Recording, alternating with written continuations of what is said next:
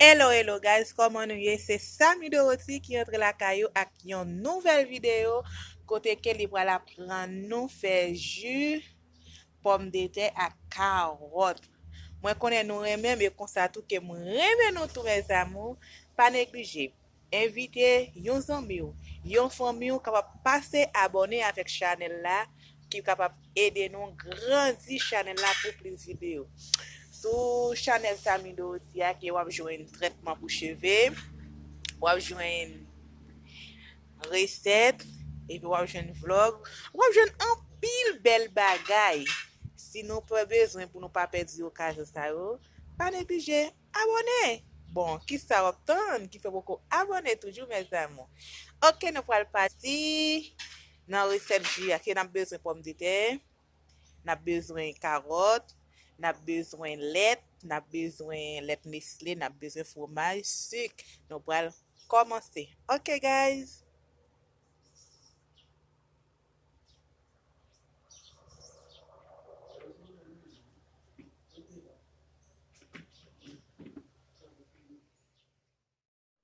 Kode a mes amou, mwen montre nou koman nou kapap prepare ju pomme de terre avec carotte. Mwen te git an mette yo bourri, kon ya map kache yo mette nan blender.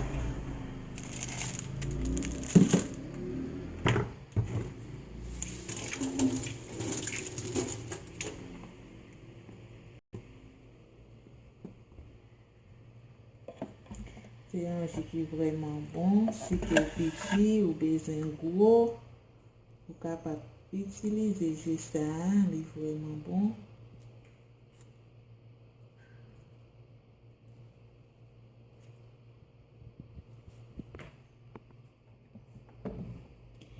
Koulia, moi vais ajouter lait. Moi qui t'ai fait caler ou mettre dans blender.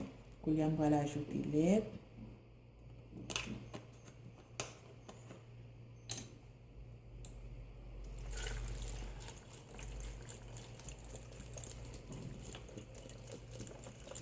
Moi, je te non, peut-être on va faire ça. Mais ça, ça y est. C'est pas une la programme sur lui, c'est que là. Il est dans blender à Simon, carotte là avec pomme de terre. Koulia, moi vais ajouter Nestlé.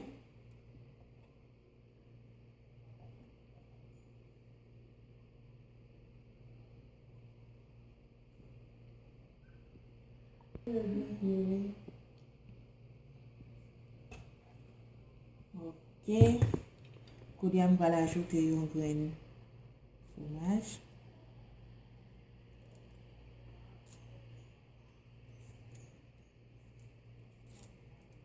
Ça va le comme si moi-même m'a mettre je m'a fait on va mettre de l'eau seulement c'est à l'aide la moi faire.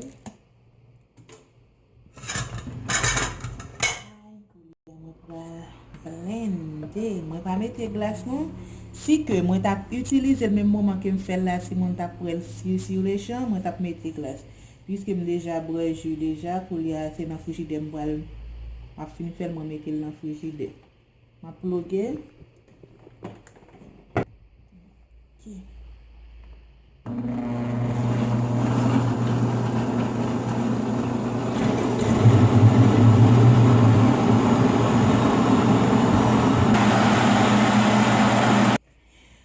Mes amours, je vais ajouter un petit sucre puisque je vais mettre un petit Nestlé là-dedans, je ne vais pas trop ajouter sucre là pour pas trop douce. Je vais mettre un petit sucre. Je vais ajouter un petit sel pour mes amours. En plus, un petit place. Ok, je vais retourner. Je vais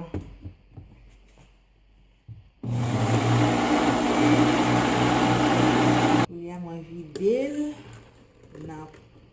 Pour que je t'ai préparé pour me mettre là.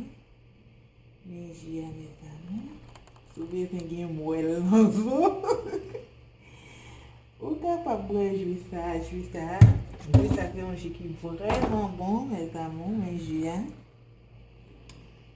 Je vais pas le mettre dans comme là. Je ne vais pas le goût, non, mais je vais le bon petit goût. C'est pour les gens qui n'ont pas le goût, en fait. Vous avez un moelle dans ça.